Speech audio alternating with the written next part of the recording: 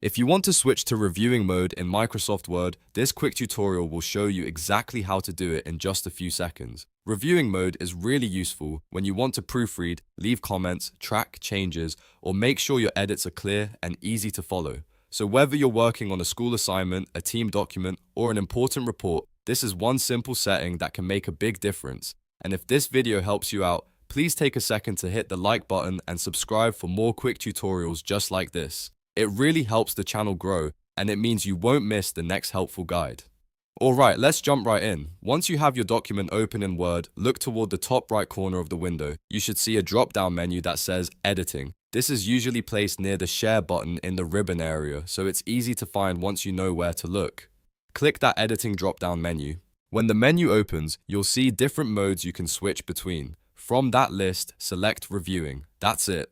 Word will now switch into reviewing mode, which is designed for checking documents, making comments, and managing edits in a more controlled way. After you select reviewing, your interface may change slightly depending on your version of Word, but the important thing is that you're now in the correct mode for review work.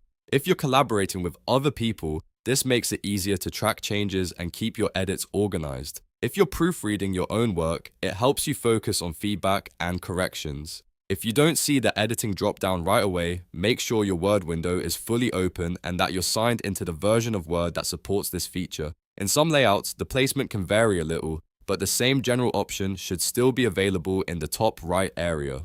And just like that, you've successfully switched to reviewing mode in Word. It only takes one click, but it can save you a lot of time when you're editing or collaborating on documents. If this tutorial helped, don't forget to like, subscribe, and turn on notifications for more simple Word tips and software how-tos. Thanks for watching, and I'll see you in the next video.